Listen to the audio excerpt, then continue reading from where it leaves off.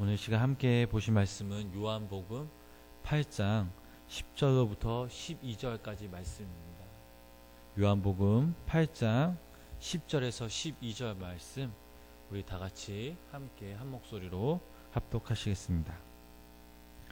예수께서 일어나서 여자 외에 아무도 없는 것을 보시고 이르시되, 여자여, 너를 고발하던 그들이 어디 있느냐?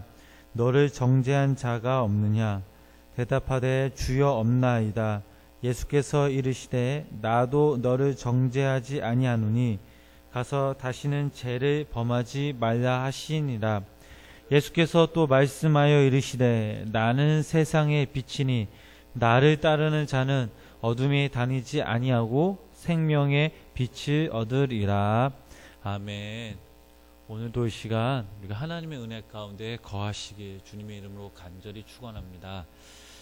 지난 시간 저희들은 이 가늠한 여인에 대해서 함께 말씀을 나눴습니다. 이 여인은 그 죽음의 절망 가운데 버려졌습니다.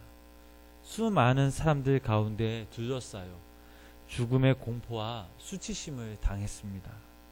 그러나 이 여인은 결코 혼자가 아니었습니다. 예수님께서 이 여인과 함께 계셨습니다. 예수님께서 절망의 한 가운데 임하셨을 때 이 여인에게는 더 이상 절망일 수가 없었습니다. 누구든지 예수님 안에 거하면 새롭게 변화됩니다.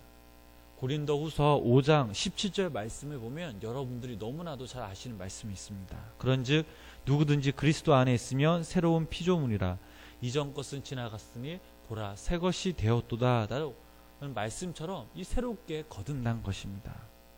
우리 10절 말씀을 우리 다시 한번 우리 함께 읽어 보시겠습니다. 예수께서 일어나서 여자 외에 아무도 없는 것을 보시고 이르시되, 여자여, 너를 고발하던 그들이 어디 있느냐? 너를 정죄한 자가 없느냐? 아멘. 예수님께서 여인을 둘러싸고 있는 사람들에게 너희 중에 죄 없는 자가 먼저 돌로 치라 라고 하실 때 가장 놀란 사람은 아마 여인이었을 것입니다. 그리고 예수님은 땅을 바라보신 채 말씀하신 것 같습니다. 한참 후에 고개를 들어보니 기세등등하던 그 사람들이 모두 떠나고 말았습니다. 여인을 보니 여전히 땅에 얼굴을 묻은 채 돌이 돌기만을 기다리고 있었습니다. 여인은 두려워 떨고 있었습니다. 예수님은 이 여인을 향해 정말 가늠한 죄를 지었는지 추궁하지 않으셨습니다. 예수님은 다 알고 계셨습니다. 예수님이 말씀하십니다. 여자여, 너를 고소하던 그들이 어디 있느냐? 너를 정죄한 자가 없느냐라고 말씀하십니다. 너를 간음의 현장에서 붙잡아 이리로 끌고 왔던 사람들, 네가 율법을 어겼다고 너를 돌로 쳐 죽이려 하던 사람들, 그들 중 아직까지 너를 정죄하는 자가 있느냐라는 이런 의미였습니다. 예수님의 물음에 여인은 이렇게 대답합니다. 주여, 없나이다. 예수님의 말씀이 계속 이어집니다. 나도 너를 정죄하지 아니하노니 가서 다시는 죄를 범하지 말라라고 말씀하십니다. 사람들은 여인을 정죄할 자격이 없어서 떠났지만 예수님은 여인의 죄를 다 알고 있으면서도 여인을 정죄할 수 있는 유일한 재판장이면서도 여인을 용서하셨습니다. 만약 예수님이 나도 너를 정죄하려 하셨다면 서기관들과 이 바리새인들이 간음의 현장에서 그녀를 붙잡아온 즉시 율법에 따라 돌로 쳐 죽일 것을 명령하셨을 것입니다. 그러나 이것은 예수님의 뜻이 아니었습니다. 나도 너를 정죄하지 아니하노라. 이 짧은 말씀 속에서 용서의 예수님, 자비의 예수님, 사랑의 예수님을 만나게 됩니다. 그러나 예수님 말씀은 여기서 끝나는 것이 아니었습니다. 한 말씀을 더 하셨습니다. 가서 다시는 죄를 범치 말라. 나도 너를 정죄하지 않는다라는 이 말씀도 소중하지만 가서 다시는 죄를 범치 말라라는 이 말씀 역시 더욱 소중합니다. 이 말씀은 무엇을 의미합니까? 다시는 동일한 그 죄를 범하지 않는 삶만이 주님의 용서를, 자비를, 사랑을 바르게 인식한 바른 응답의 삶이기 때문입니다. 예수님께 용서를 받고서도 동일한 죄를 반복하는 것은 아직 그 용서의 가치를 모르기 때문입니다. 이 말씀은 여인에게도 참으로 중요한 말씀이지만 이 시간 여기 모인 저희들에게도 귀한 말씀인 줄 믿습니다. 용서와 자비, 이 사랑은 선포하는 것으로 끝나지 않습니다. 예수님 당신 자신이 베푼 용서가 참된 용서가 될 수 있도록, 또 용서를 받은 자가 다시는 죄를 범치 않게 하게끔 살아갈 수 있도록 지속적으로 돕는 것이 진정한 사랑이요 자비라는 사실입니다. 그래서 우리의 잘못을 예수님께서는 방치해 두는 것이 아니라 저희들을 용서하시고 다시는 이 죄를 범죄치 않도록 우리를 도우시고 바로 세우시기 위하여 우리 한 사람 한 사람을 사용하시고 이 시간 저희들을 불러주셨습니다. 요한복음 3장 17절 말씀을 보면 이런 말씀이 있습니다. 하나님이 그 아들을 세상에 보내신 것은 세상을 심판하려 하심이 아니요 그로 말미암아 세상이 구원을 받게 하려 하심이라 라는 이 말씀처럼 예수님께서는 저희들을 구원시키기 위해 우리의 죄를 사하시고 다시는 우리가 그 죄를 짓지 않도록 우리를 도우시고 인도하시기 위해 이 땅에 오셨습니다. 여러분 이 말씀을 믿으시기를 바랍니다. 우리 12절 말씀 우리 함께 읽어보시겠습니다. 예수께서 또 말씀하여 이르시되 나는 세상의 빛이니 나를 따르는 자는 어둠에 다니지 아니하고 생명의 빛을 얻으리라. 아멘. 예수님께서는 빛으로 우리와 함께 하심을 믿으시기를 바랍니다.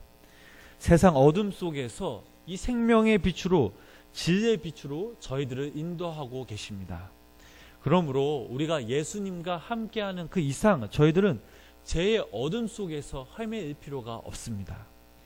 예수님을 따른다는 것은 무엇을 의미합니까? 그분의 빛을 따르는 것이요 주님을 사랑한다는 것은 그 빛 가운데 거한다라는 사실입니다. 주님을 본받아 살려면 저희들은 이 빛을 쫓으며 살아가야 될 줄 믿습니다. 오직 이 빛 안에 거할 때 죄의 삶, 어둠의 삶이 사라지기 때문입니다. 그렇다면 왜 우리가 이 생명의 빛으로 나아가야 할까요? 첫 번째로 예수님의 그 생명의 빛 안에 거할 때 모든 것을 바로 분별할 수 있기 때문입니다. 잠언 16장 25절 말씀을 읽어보면 어떤 길은 사람의 보기에 바르나 필경은 사망의 길이니라 라는 말씀이 있습니다. 사람의 눈으로 보기에는 멀쩡해 보이지만 결국 그 길은 사람을 죽이는 길이 될 수 있다라는 사실입니다. 아름다워 보이지만 그 열매는 사람을 죽이는 열매가 될 수가 있습니다. 저희들이 너무나도 잘 아는 그 에덴 동산의 선악과를 보면 보암진도 하고 먹음직도 하고 탐스럽기까지 합니다. 그러나 이 열매의 본질은 바로 죽음이었습니다. 아담과 하와는 이 열매의 본질을 보지 못한 채 따먹음과 동시에 죽음의 나락으로 떨어졌습니다. 이유가 무엇입니까? 바로 예수님의 생명의 빛을 따르지 못했고 거하지도 못했기 때문입니다. 삼손 역시 마찬가지입니다. 기생 들랴 유혹에 부른 그 자리는 황홀해 보였지만 사실 그 자리의 본질은 바로 파멸이었습니다. 결국 하나님이 주신 그 힘을 잃었음은 물론이요 블레셋의 노예로 파멸하고 말았습니다.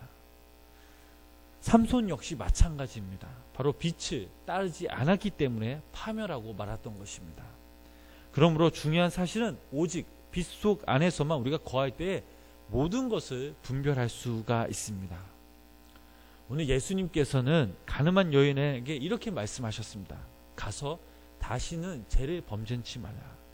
지금 가서 너의 죄의 삶을 청산하라라는 것입니다. 여태 앉아있던 그 자리를 지체 없이 가감히 버리라는 것입니다. 이것은 바로 오직 예수님의 생명의 빛 안에 거할 때 가능합니다. 이 여인은 아무 이유 없이 가늠한 여인이 아니었습니다. 말 못한 그 절박한 상황이 분명히 있었습니다. 그때 그 여인은 예수님의 빛을 따르지 못했고 그저 생업을 위해, 자신을 위해 살아왔습니다. 이것은 곧 자신과 타인을 동시에 죽이는 일이었습니다. 이제 이 여인은 알게 되었습니다.